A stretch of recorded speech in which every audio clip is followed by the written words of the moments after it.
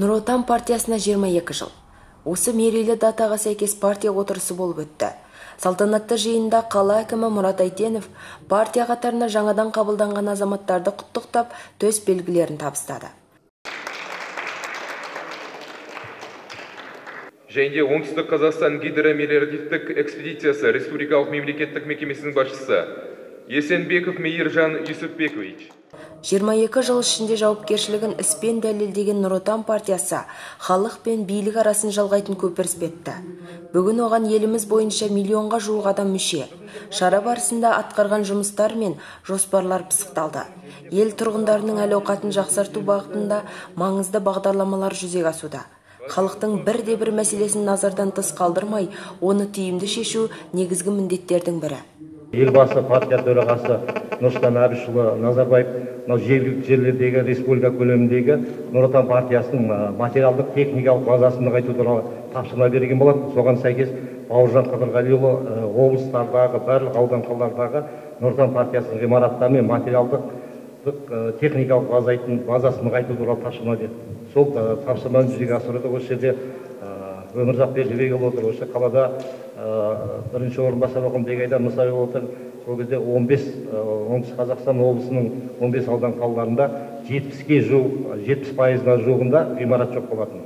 Сол жұмыстарды 2 жылдың көлемінде осы ағаларымыздың қатысуымен оңтүстік Қазақстан облысында 100%-ға орындалды. Ол қазіргі мынау Нұрсаттағы Қаратау ауданында әкімшілігінің ғимараты отырған сол 4 этажды, 3 этаждық здания бизнестің әлеуметтік жауапкершілігінің аясында салынып, осы қаладағы бизнесмендердің қолдауымен салынып, Нұр Отан партиясына балансын өткізіп, одан басқа көп аудандарда қарап отырсаңыз, Түлкібас, Сайрам, Мақтаарал аудандарында 2 этаж, 3 этаж ғимараттардың бәрі сол партияға деген сенімнің арқасында сондай ғимараттардың бәрі салынып, партияның меншігіне берілді.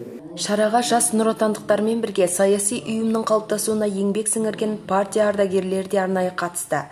Партия жұмысына сәттілік тілеп, ақ тілектерін жаудырды.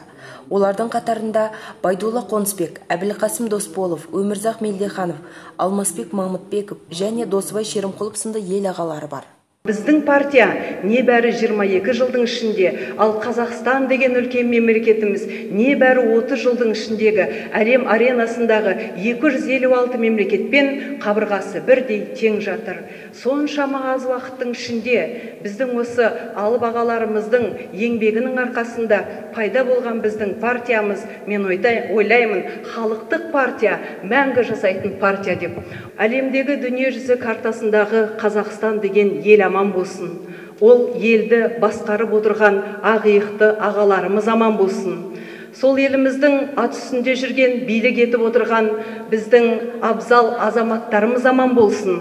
Азаматтарды дүниеге алып келген аналарымыз аман болсын. Аналардан тараған балаларымыз аман болсын деп. Олай болса, біздің жақтаушы партиямыз, үйлестіруші партиямыз, тұңғыш президентіміз, елбасы Назарбаевтың халық партиясы еткен партиясы күні бүгінгі мерекесі бәрімізде құтты болсын. Еліміз аман, жұртымыз тыныш болсын.